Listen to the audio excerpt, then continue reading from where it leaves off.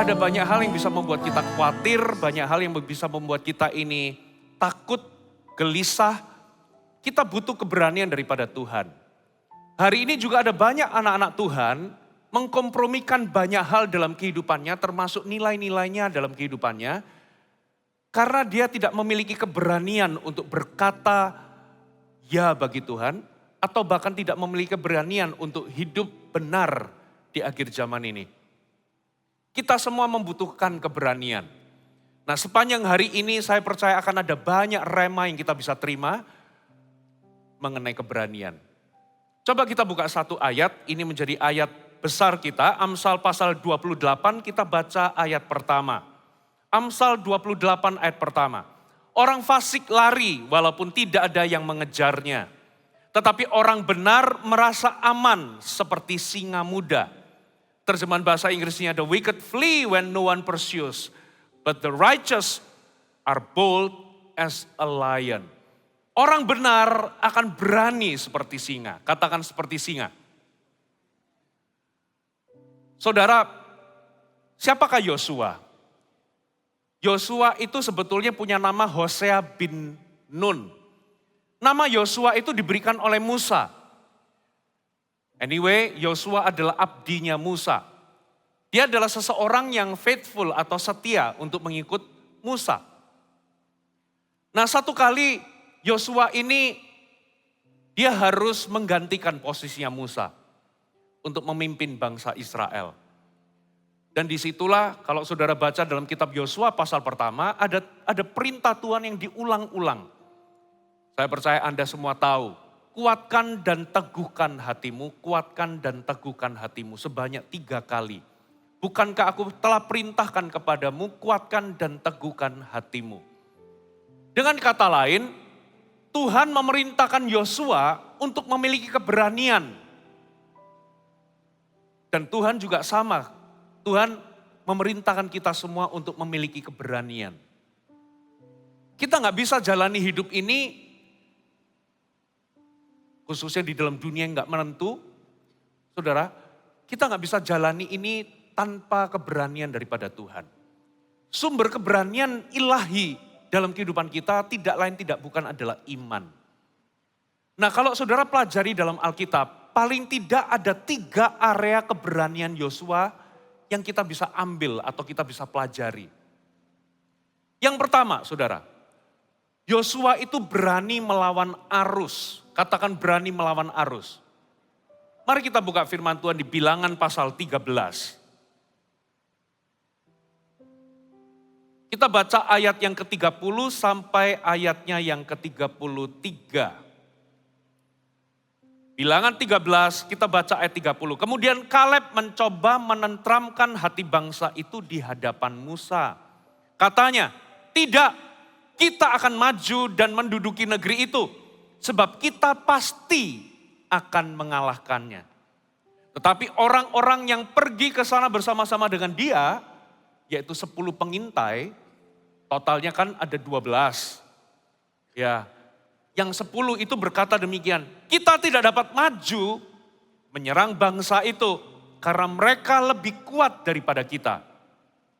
Juga mereka menyampaikan kepada orang Israel kabar busuk tentang negeri yang diintai mereka.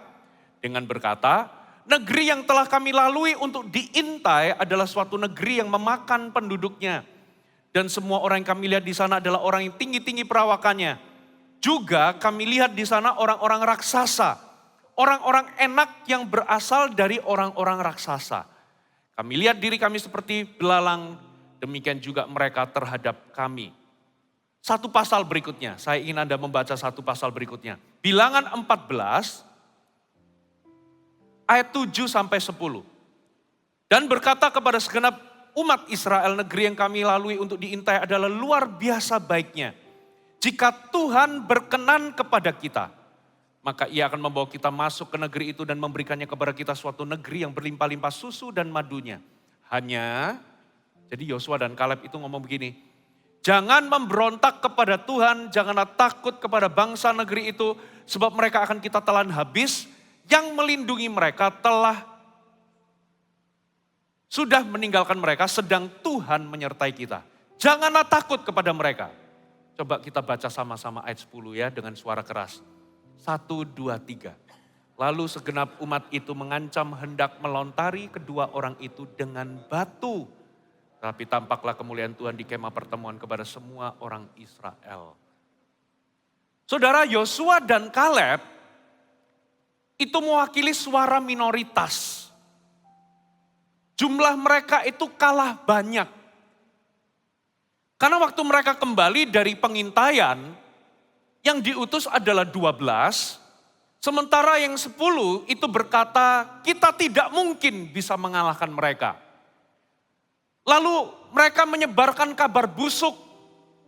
Ternyata ini adalah sebuah negeri yang temboknya tebal atau bentengnya tebal, penduduknya seperti raksasa, kita itu seperti belalang, dan dikatakan, Alkitab mengatakan mereka itu membuat tawar hati bangsa Israel. Saudara, kalau Anda termasuk dari segenap umat Israel, lalu ada suara mayoritas pemimpin-pemimpin yang mengintai, yaitu 10 orang kembali dengan berkata, nggak mungkin. Sementara cuma 2 yang berkata, kita pasti akan kalahkan. Saudara ikut yang mana? Sangat besar kemungkinan kalau kita adalah orang Israel, kita akan menuruti pendapat suara terbanyak. Betul atau betul? Kalau saudara punya 12 konsultan untuk bisnis atau perusahaan Anda, lalu 10 orang berkata proyek ini tidak menguntungkan, jangan ambil proyek ini. Atau kalau itu developer, jangan ambil proyek ini nggak menguntungkan. Sementara cuma 2 berkata ini menguntungkan. Kira-kira kalau Anda sebagai pimpinan perusahaan Anda akan mendengar yang 10 atau yang 2? Mayoritas dari kita akan mendengar suara terbanyak. Betul atau betul? Sehingga dari 10 yang menolak menjadi segenap bangsa Israel yang jumlahnya waktu itu mungkin jutaan, saudara. Jadi 1 juta, katakanlah 2 juta orang Israel plus 10 pengintai versus 2 orang. Yosua dan Kaleb. Coba, butuh keberanian bagi Yosua dan Kaleb untuk menyuarakan iman mereka. Katakan amin. Butuh keberanian untuk Yosua dan Kaleb itu berdiri melawan arus. Gak gampang loh saudara. Untuk berdiri sementara semua berkata gak mungkin. Tapi mereka berkata kita pasti mengalahkannya dan jumlahnya cuma 2 orang.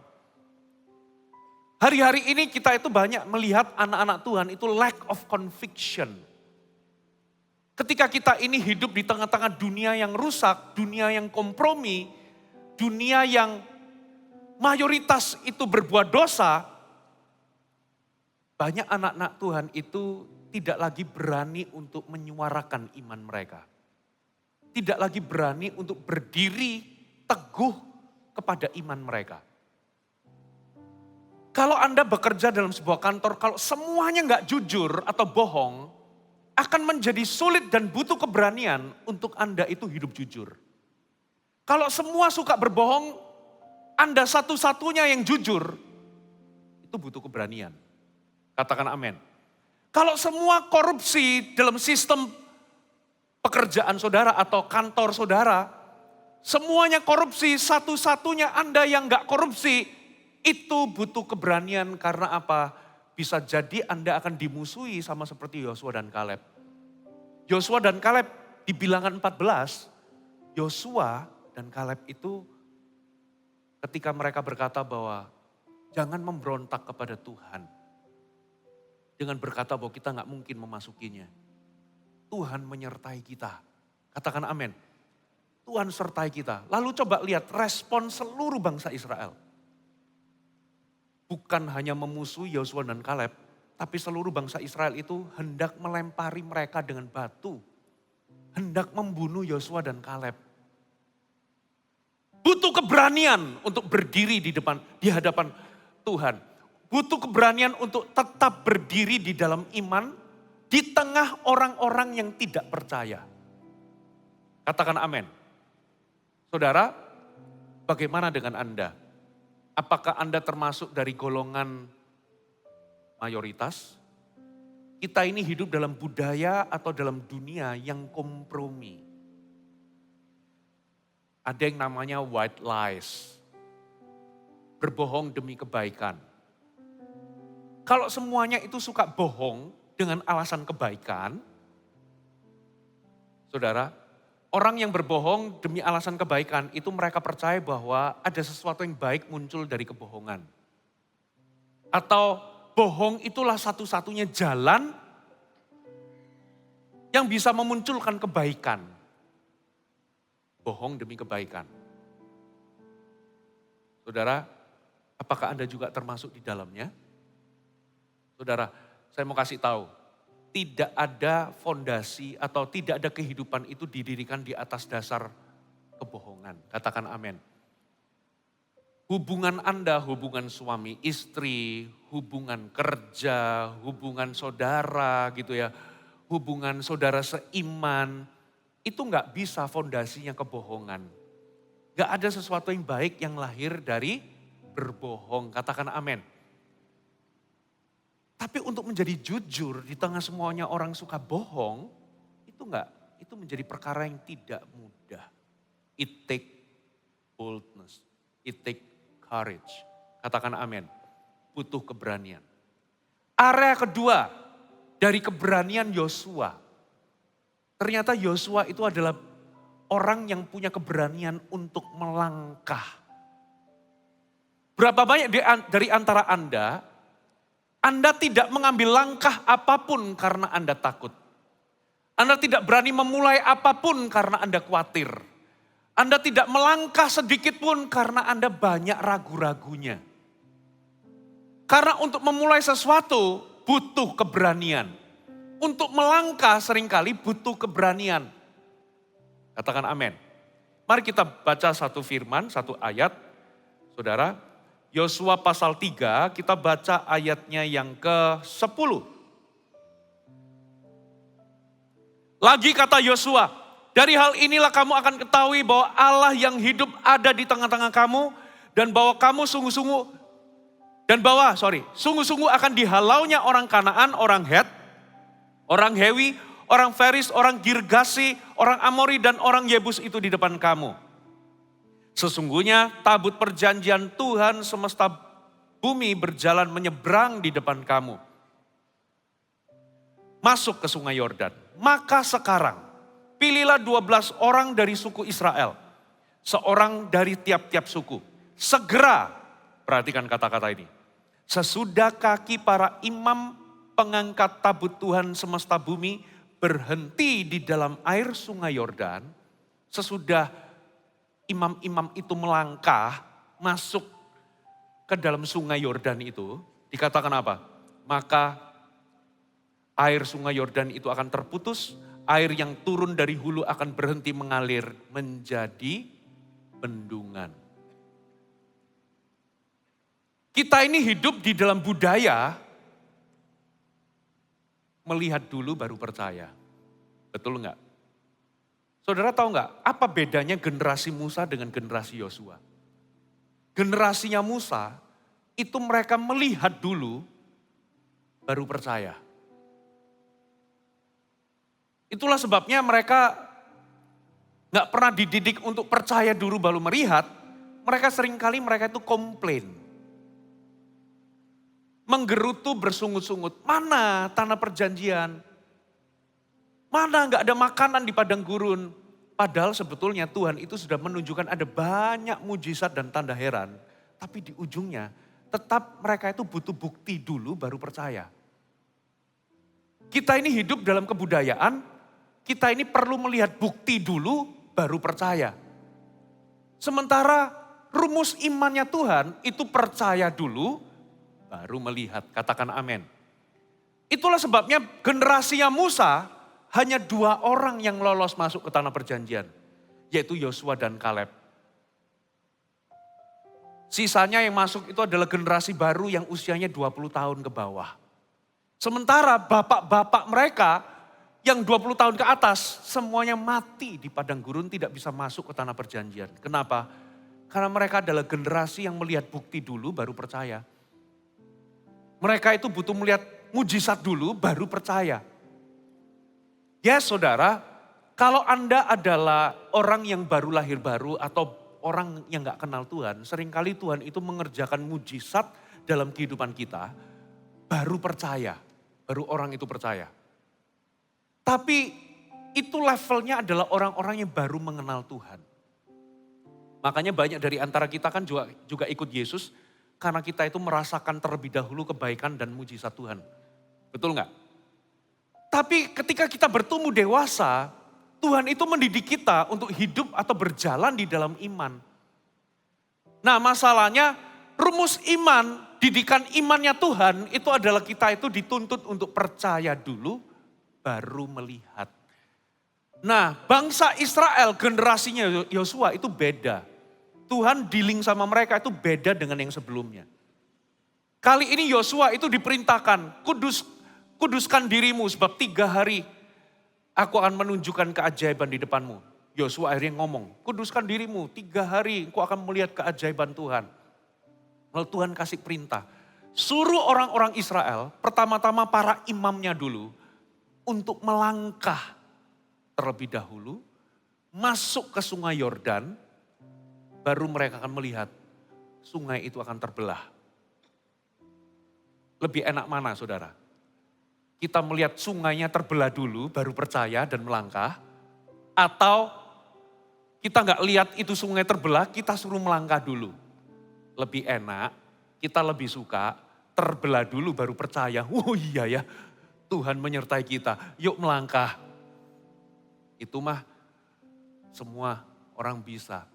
Tapi Tuhan itu ingin bekerja sama dengan kita. Kalau kita ingin melihat sebuah terobosan dan mujizat, ternyata rumusnya Tuhan dalam kehidupan kita. Sungai belum terbelah, gitu ya. Kita disuruh melangkah terlebih dahulu. Katakan amin. Banyak anak-anak Tuhan gak punya keberanian untuk melangkah. Karena dikuasai oleh ketakutan, keraguan, kekhawatiran. Itu sebabnya kita gak mencapai apapun karena kita nunggu lihat mujizat dulu baru melangkah. Sementara Tuhan itu berkata melangkah dulu, engkau akan lihat mujizat. It takes boldness, it takes courage untuk melangkah atau untuk memulai sesuatu. Ada amin Bapak Ibu? Boleh gak sih minta tanda? Boleh saudara, dalam perjanjian lama itu banyak tokoh-tokoh Alkitab itu minta tanda. Tapi saudara, bedanya apa dengan Zakaria? Zakaria itu waktu malaikat itu datang menjumpai dia, waktu dia melakukan tugas keimaman, Tuhan itu ngomong Tuhan kirim malaikat ngomong begini, doamu sudah didengar. Ternyata Zakaria dan istrinya itu sampai lanjut umurnya mereka gak punya anak. Istrinya sudah terlalu tua untuk punya anak. Terus malaikat datang memberikan kabar, engkau doamu didengar Tuhan, istrimu akan mengandung. Lalu coba lihat jawabannya Zakaria. Bagaimana aku bisa tahu itu akan terjadi? Dengan kata lain Zakaria minta tanda. Tapi bedanya dia langsung dihukum Tuhan, didisiplin sama Tuhan, dibuat bisu. Why? Apa bedanya dengan tokoh-tokoh Alkitab di perjanjian lama yang minta tanda? Kenapa kok tokoh-tokoh Alkitab di perjanjian lama itu tidak dihukum, Zakaria kok dihukum? Siapa yang tahu bedanya? Setelah saya renungkan ternyata begini loh. Tokoh Alkitab di perjanjian lama, mereka itu percaya dulu, lalu mereka itu minta konfirmasi dari Tuhan. Sementara Zakaria yang notabene dia ini adalah pendeta senior, yang kesehariannya itu seorang imam itu harus mengajar orang Israel, umat Tuhan untuk percaya. Dia malah ngomong begini, ya tunjukkan bukti dulu baru aku percaya kalau itu akan terjadi. Tokoh Alkitab di perjanjian lama mereka percaya lalu mereka minta konfirmasi dalam bentuk tanda. Zakaria Malaikat itu ngomong begini, engkau akan bisu karena engkau tidak percaya. Berarti permintaan tanda dari Sakaria itu lahir karena ketidakpercayaan. Gak percaya lalu minta tanda. Di situ bedanya. Saudara, nah kita itu jangan-jangan lebih mirip Sakaria. Kita minta tanda dulu, tapi itu sebenarnya karena kita gak percaya. Kita minta tanda dulu baru kita melangkah. Tapi permintaan kita untuk minta tanda itu karena kita banyak gak percayanya. Beda loh antara Anda percaya di dalam hati lalu minta Tuhan kasih aku konfirmasi dan peneguhan. Itu beda dengan Anda gak percaya lalu ngomong bagaimana aku bisa tahu bahwa hal itu terjadi. Ya, banyak kita gak punya keberanian untuk memulai dan melangkah. Karena kita takut, kita ragu-ragu, dan kita khawatir. Tapi ternyata Tuhan ingin kita berani melangkah. Karena kita percaya. Ada amin? Area keberanian Yosua yang ketiga. Nah ini yang menjadi pokok sebetulnya. Highlight dari firman Tuhan pada pagi hari ini. Catat baik-baik, berani meminta. Katakan berani meminta. Coba kita buka atau baca ayatnya. Karena ayatnya panjang Bapak Ibu. Saya akan bacakan. Coba kita baca aja Yosua 10 ayat 7. Oke, sebelum kita baca saya kasih backgroundnya. Yosua itu habis mengalahkan Yeriko dan habis mengalahkan kota Ai. Kerajaan atau raja-raja di Kanaan itu menjadi takut, salah satunya adalah Gibeon. Akhirnya para pemimpin-pemimpin di Gibeon itu melakukan perjanjian damai dengan Yosua. Nah ternyata apa yang dilakukan oleh orang-orang Gibeon itu ternyata tidak membuat raja-raja Kanaan khususnya Kanaan Selatan itu suka. Singkat cerita ada 5 raja dari Kanaan Selatan itu akhirnya berkoalisi untuk menyerang Gibeon. Karena mereka itu telah bersepakat berkoalisi dengan Israel. Nah, singkat cerita, orang-orang Gibeon minta tolong sama Yosua. Gitu ya. Lalu Yosua datang kepada Tuhan, Tuhan memberikan sebuah janji, kita baca saja ya.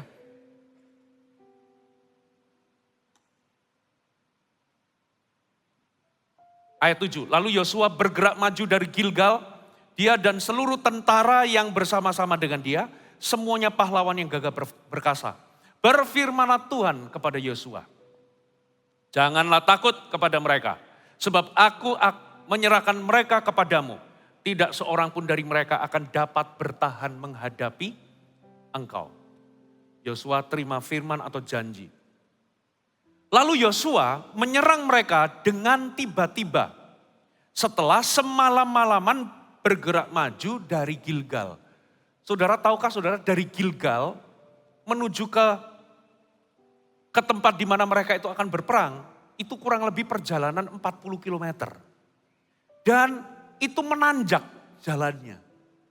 Luar biasa ya, mereka itu jalan menanjak. Ya itu semalam-malaman, mereka itu lanjut. Begitu nyampe, bukannya istirahat atau tidur, mereka langsung melakukan serangan mendadak. Gitu ya. Lalu apa yang terjadi? Ayat 10. Dan Tuhan mengacaukan mereka di depan orang Israel, sehingga Yosua menimbulkan kekalahan yang besar di antara mereka dekat Gibeon.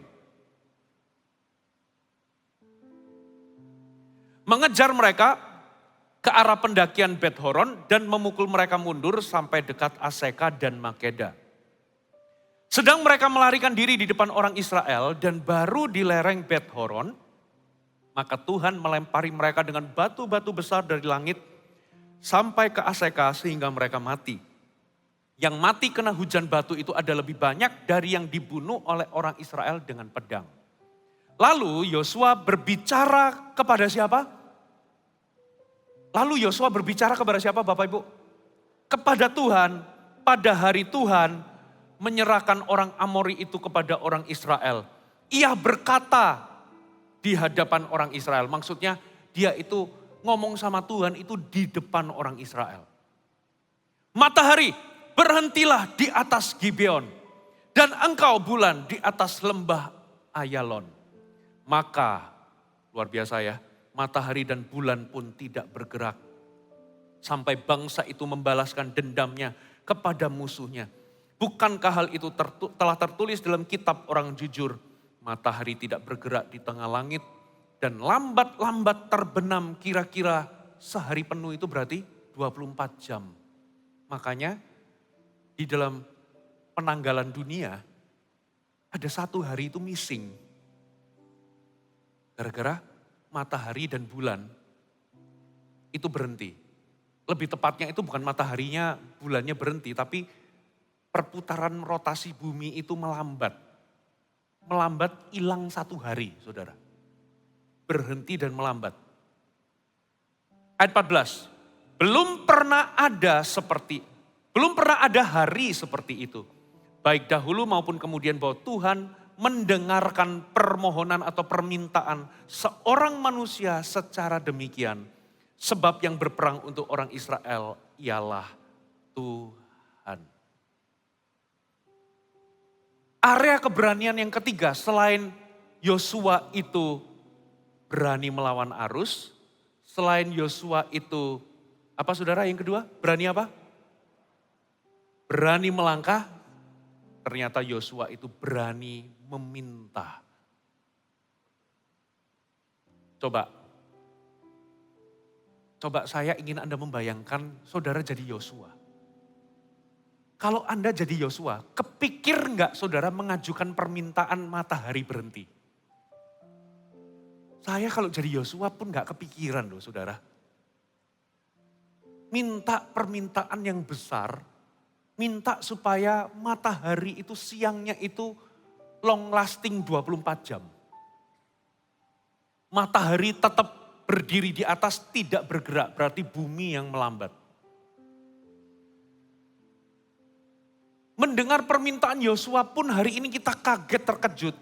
Ada ya seorang manusia minta permintaan yang demikian besar atau demikian mustahil. Ini adalah permintaan yang berani, katakan permintaan yang berani.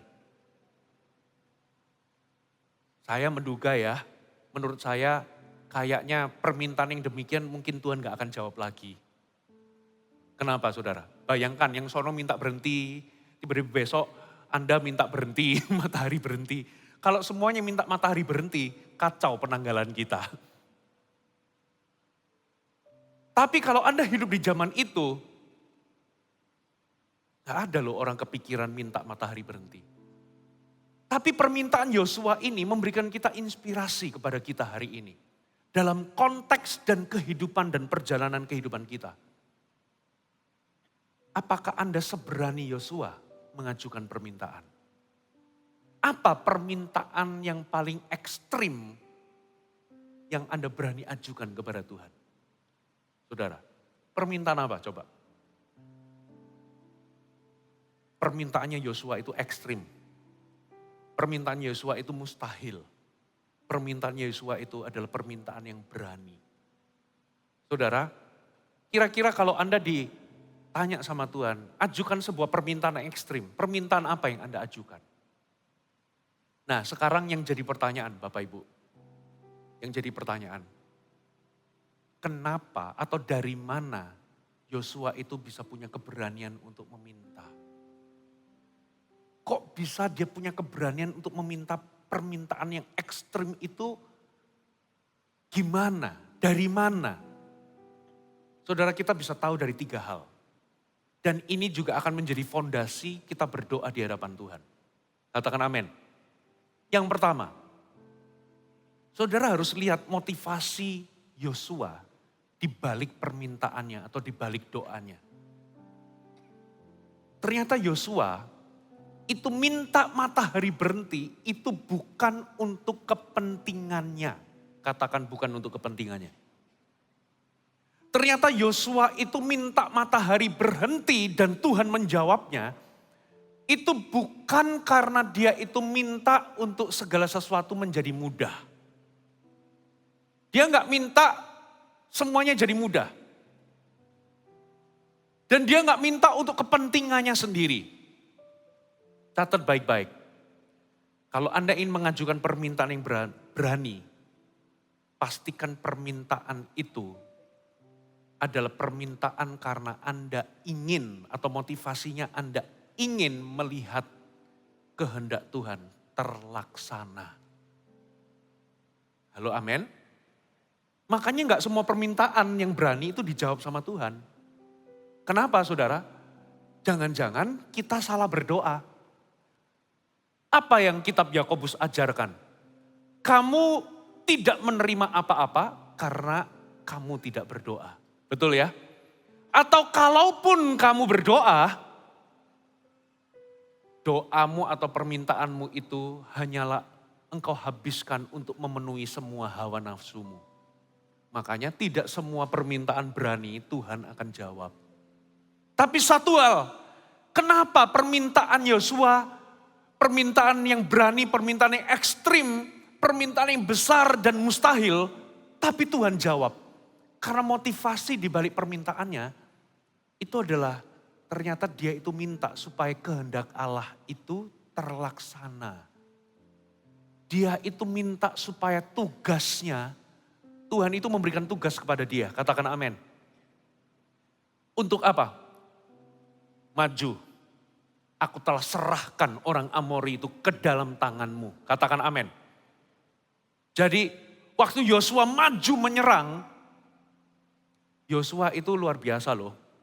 Mereka itu mengejar dan sampai satu titik, hari sudah, ini Yosua tahu bahwa ini nggak mungkin kita akan tuntaskan pekerjaan ini. Kalau hari sudah malam, gagallah Yosua menuntaskan pekerjaan Tuhan. Makanya dia minta, motivasinya apa saudara? Dia ingin menyelesaikan tugas dan kehendak Tuhan. Katakan amin. Dia minta supaya Tuhan, aku butuh waktu tambahan. Matahari berhentilah, bulan berhentilah. Dan Tuhan menjawabnya. Karena apa? Karena itu bukan kepentingan pribadi. Katakan amin. Itu adalah keinginan dan kehendak Tuhan. Selain itu, coba lihat motivasi Yosua. Yosua itu berdoa sesuatu yang inline atau selaras dengan janji Tuhan. Tuhan itu berjanji, jangan takut Yosua, tidak ada satupun yang bisa bertahan menghadapi engkau. Sebab aku telah menyerahkan orang Amori ini ke tanganmu. Katakan amin. Anda hanya bisa melakukan doa yang berani kalau itu berdasar dengan firman atau janji yang Tuhan sudah nyatakan dalam kehidupan Anda. Katakan amin, saudara. Jadi ternyata motivasi Yosua itulah yang membuat Yosua itu berani mengajukan permintaan yang luar biasa besarnya. Ya, permintaan Yosua itu permintaan yang spesifik dan besar. Nah, saya mau challenge. Kira-kira permintaan seperti apa yang Anda mau ajukan di hadapan Tuhan? Dan apa motivasinya? Saudara, apa motivasinya? Kalau motivasinya hanyalah berujung kepada diri sendiri, sekalipun Tuhan itu bisa mengabulkan keinginan kita, tapi enggak semua keinginan kita akan dikabulkan. Coba kita baca satu ayat. Dari mana keberanian Yosua? Saya teringat satu ayat. Coba kita baca sama-sama di 1 Yohanes 5 ayat 14 sampai 15. Yang sudah ketemu katakan amin. Perhatikan ayat ini. Dan inilah keberanian percaya kita kepadanya. Katakan keberanian percaya. Ternyata untuk mempercayai Tuhan butuh keberanian. Katakan amin. Dari mana Yosua itu bisa confidence minta permintaan yang berani? Dari mana keberanian dia itu minta? Ternyata karena imannya. Iman yang seperti apa? Ini keberanian iman seperti ini. Yaitu bahwa ia mengabulkan doa kita jikalau kita minta sesuatu kepadanya menurut apa saudara? Kehendaknya. Kalau permintaan kita itu inline dengan kehendak, dengan tugas dan janji Tuhan atas hidup kita, itu keberanian atau modal kita untuk minta. Itu keberanian kita beriman. Makanya saya dorong di tahun menabur doa ini, ajukan permintaan yang berani. Katakan amin. Permintaan yang besar jangan terlalu kecil. Saya kasih contoh. Saudara, di awal tahun saya berdoa di hadapan Tuhan. Beberapa kali dalam hadirat Tuhan saya ucapkan. Saya mengajukan sebuah permintaan yang berani. Tuhan, aku minta dalam waktu 1-2 tahun ini di dalam nama Yesus. Saya mengembalakan 3.000 CG. Kenapa kok saya punya keberanian? Karena 3.000 CG itu inline dengan kehendak Tuhan. Saya minta ya Tuhan sebelum 2030 bisa 10 atau bahkan lebih gereja lokal saya akan rintis di Jabodetabek. Katakan amin. 3.000 CG itu something big. Kami hari ini masih punya 1.000 CG.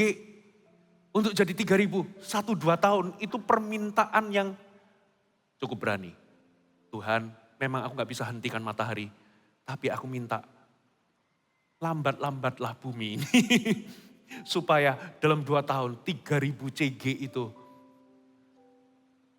tergenapi. Katakan amin. Tepuk tangan bagi Tuhan ya. Terjemahkan ini dalam konteks usaha, pekerjaan, rumah tangga Anda. Kalau Anda tahu, Anda sadar bahwa pemulihan rumah tangga itu adalah kehendak Tuhan, ajukan permintaan yang berani. Tuhan, aku tahu rumah tanggaku hari ini kurang harmonis. Tapi aku percaya keharmonisan rumah tangga itu adalah kehendak-Mu. Aku minta dan permintaan yang Anda ajukan itu jangan kecil-kecil.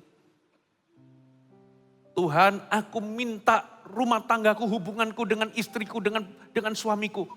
Itu bisa lebih manis daripada misalnya pernikahannya Pastor Philip. Berani gak? Kalau itu kehendak Tuhan, beranilah minta. Aku mau lebih harmonis, lebih manis. Aku kok lihat Pastor Philip sama Ibu Airin itu kayaknya kok harmonis banget. Kayaknya mereka itu gak pernah bertengkar sedikit pun. Kayaknya mereka itu bahagia sekali. At least aku ingin jadi seperti itu. Boleh gak kita ngajukan permintaan itu di hadapan Tuhan? Boleh. Kalau Anda usaha atau punya perusahaan, berani gak Anda minta untuk sukses? Berani, tapi ujilah kenapa Anda ingin sukses. Why? Kalau ujungnya hanyalah kepentingan diri sendiri atau gagah-gagahan, belum tentu Tuhan jawab. Tapi kalau itu ada hubungannya dengan kehendak sorga, Tuhan, dari pekerjaanku, dari apa yang aku kelola, berkatilah supaya aku bisa jadi berkat. Supaya aku bisa mendanai tubuh Kristus. Supaya aku bisa mensupport pekerjaan Tuhan. Supaya aku bisa jadi berkat.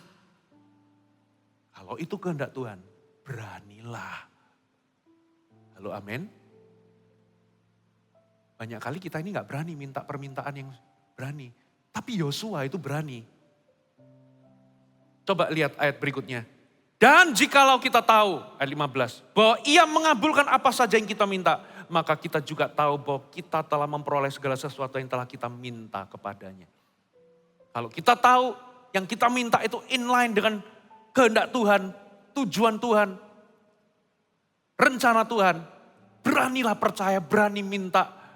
Dan kalau kita percaya, maka apa yang kita minta, kita juga akan terima. Yesus itu juga mengajarkan hal yang sama, minta permintaan yang besar. Markus 11 berkata, kalau engkau punya iman sebesar biji sesawi saja, engkau bisa berkata kepada gunung ini beranjak, maka gunung itu akan beranjak. Lalu ayat berikutnya dikatakan apa saudara? Kata-katanya. Barang siapa, mintalah asal engkau tidak bimbang atau ragu-ragu.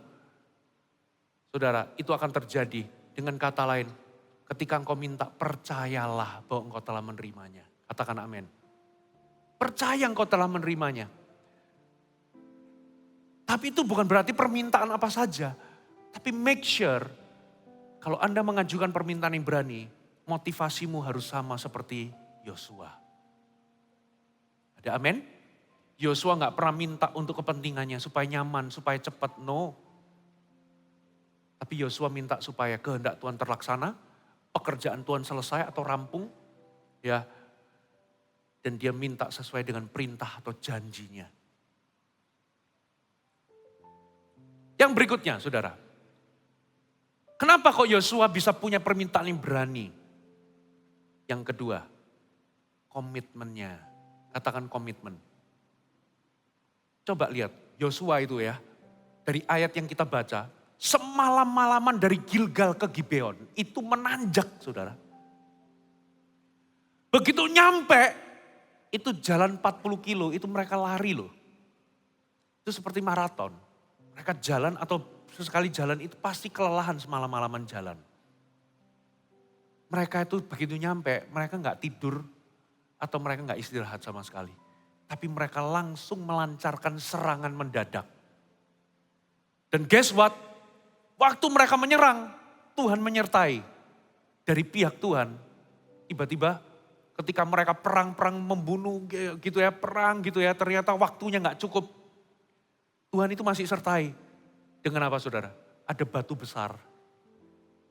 Yang dibunuh gara-gara ketimpa batu besar dari langit, itu lebih banyak. Itu pun masih gak cukup. Makanya Yosua mengajukan permintaan yang berani. Dia desperate, dia gak tahu caranya doa, dia cuma desperate. Tuhan, ini gak tuntas pekerjaanmu ini. Matahari berhentilah. Dan Tuhan gak ada hari seperti itu. Di mana Tuhan mengabulkan permohonan manusia. Seperti itu. Matahari berhenti. Coba lihat. Yosua yang semalam-malaman gak tidur, tapi jalan. Begitu nyampe mereka seharian perang. Tuhan menyertai kasih batu-batu besar itu. Tapi waktu gak cukup, dia minta extra time. 24 jam lagi. Seharian penuh. Matahari berhenti. Berarti sudah semalam gak tidur, lalu perang sepanjang hari. Masih ada sehari lagi. Mereka ngejar. Lihat komitmennya. Ternyata doa itu bukan alasan untuk kita santai atau malas. Doa bukanlah pengganti kerja keras. Melihat komitmennya Yosua untuk menuntaskan pekerjaan Tuhan. Kenapa Tuhan jawab permintaan yang berani itu? Karena Tuhan juga melihat komitmennya itu mengerjakan. Atau komitmennya untuk menyelesaikan kehendak Tuhan. Katakan amin. Ternyata kemenangan, keberhasilan itu gak jatuh dari langit. Kemenangan, keberhasilan itu adalah kerjasama antara Tuhan dengan kita. Kita, saudara, do the best. Kerja keraslah, do the best. Nanti Tuhan akan do the rest. Ada amin. Tuhan akan kerjakan sisanya, ada bagian kita, ada bagian Tuhan. Nah masalahnya banyak orang Kristen itu keliru. Mereka menyangka bahwa hanya doa, tapi gak kerja. Tapi gak melangkah, tapi gak komit untuk melakukan pekerjaan Tuhan. No. Doa syafaat itu bukan pengganti kerja keras. Tapi dengan berdoa kata Alkitab, pekerjaan kita akan jadi efektif. Katakan amin. Karena ada penyertaan Tuhan. Yakobus berkata demikian. Doa orang benar bila dengan yakin didoakan. Sangat besar kuasanya. Ayat ini adalah bukti bahwa doa itu mendatangkan kuasa. Doa itu berkuasa. Katakan amin. Terjemahan NIV itu dikatakan seperti ini saudara. The prayer of a righteous person is powerful and effective. Berkuasa dan efektif. Katakan berkuasa dan efektif. Kalau Anda kerja dan Anda berdoa plus puasa lagi. Apa yang Anda lakukan. Itu akan disertai dengan kuasa doa.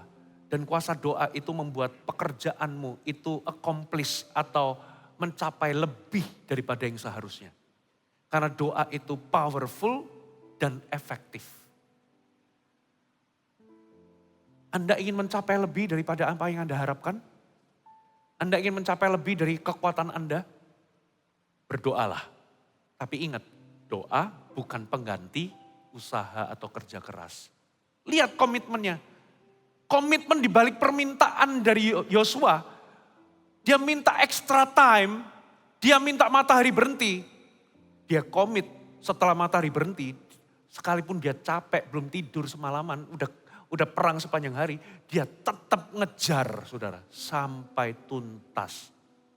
Nah, ada banyak orang kelirunya di sini. Berdoa tok. Permintaannya berani-berani, tapi berdoa tapi nggak disertai komitmen. Kenapa kok Tuhan menjawab permintaan yang beraninya? Permintaan beraninya Yosua. Karena Tuhan melihat komitmennya Yosua. Oke, karena kamu orangnya komitmen, aku jawab. Ada amin? Yang terakhir, kenapa Yosua itu bisa punya permintaan berani? Karena hubungannya yang dekat dengan Tuhan. Bapak Ibu, kita ini gak boleh over pede atau over confidence. Termasuk kita terhadap Tuhan itu gak boleh over pede. Tapi herannya Yosua itu bisa confidence, dia itu minta sesuatu di hadapan Tuhan. Dan permintaannya itu berani. Ternyata confidence Yosua, dia minta sesuatu kepada Tuhan dan permintaannya besar. Itu bukan lahir karena kepandaiannya, kepiawaiannya, atau posisinya sebagai leader. No. Tapi confidence-nya itu lahir karena kedekatannya dengan Tuhan. Dari mana buktinya? Saya nggak bisa bukakan ayatnya satu persatu, tapi percaya sama saya ya. Yosua ini, waktu Musa itu naik ke atas gunung, waktu di lereng, Musa itu ngomong kepada 70 tua-tua, kamu berhentilah di sini, saya akan naik. Yang diajak naik siapa? Karena dikatakan di Alkitab, kalau kamu naik kamu bisa mati, makanya kamu stay aja di sini. Tapi Yosua diajak dan Yosua ikut, saudara. Walaupun Yosua akhirnya berhenti di satu titik, menunggu Musa masuk lagi dalam kelam hadirat Tuhan, dalam embun kelam hadirat Allah. Tapi ternyata Yosua itu ikut naik bersama dengan Musa dan menunggu dengan setia. Ingat, saudara, dikatakan Musa itu berlambat-lambat untuk turun. Makanya orang-orang Israel di bawah, dikiranya Yosua udah mati. Mereka bikin patung anak lembu emas. Musa itu enak-enak di atas puncak gunung. Bersama dengan hadirat Tuhan. Ternyata Yosua juga gak turun, saudara. Yosua itu ternyata mengejar hadirat Tuhan juga seperti Musa. Lalu apa yang terjadi? Saudara, ternyata Musa itu di bawah, itu bikin yang namanya kemah pertemuan itu jauh dari kemah-kemah tempat tinggal. Siapapun yang ingin berdoa atau berjumpa dengan Tuhan, mereka itu harus berjalan jauh. Lalu dikatakan, sementara Musa itu berdoa, orang-orang Israel itu dari jauh, mereka itu berdiri atau sujud di depan kemah. Tapi Yosua ikut masuk. Setelah Musa itu ngobrol dengan Tuhan seperti dengan sahabat, bertatapan muka. Setelah Musa selesai, dikatakan Yosua tarry in his presence. Atau di dalam kemah pertemuan itu, Yosua tidak ikut cabut bersama dengan Musa. Musanya selesai, Yosuanya tetap tinggal di dalam kemah pertemuan bait suci. Dari situ Anda bisa tahu, ternyata Yosua itu mewarisi kedekatan yang sama seperti Musa. Mewarisi kedekatan dengan Tuhan yang sama. Jadi ternyata confidence dia itu mengajukan permintaan yang berani. Itu bukan lahir karena posisinya sebagai leader. Karena dia itu cakap berperang. Atau dia itu pinter perang. Saudara, confidence Anda gak boleh lahir karena apa yang di luar. Kepandaian Anda berbisnis, ya, kepandaian Anda di dalam mengelola posisi atau jabatan Anda, siapa yang backing Anda, confidence Anda nggak boleh lahir karena itu. Tapi kenapa Yosua bisa punya permintaan berani? Itu bukan karena dia TL, CGL, coach. No, tapi karena kedekatannya dengan Tuhan. Ada amin? Hai, terima kasih sudah bergabung bersama kami, Gereja Mount Sharon, Jabodetabek. Sebagai gereja Tuhan, adalah kerinduan bagi kami untuk melihat Anda terus bertumbuh di dalam pengenalan akan Tuhan dan mengalami perubahan hidup. Maka dari itu, bergabunglah bersama komunitas kecil kami, Connect Group. Dapatkan informasi lebih lanjut pada kolom deskripsi kami. Last but not least, don't forget to subscribe dan bagikan video ini kepada orang yang Anda kasihi. Thank you for joining us and see you next time.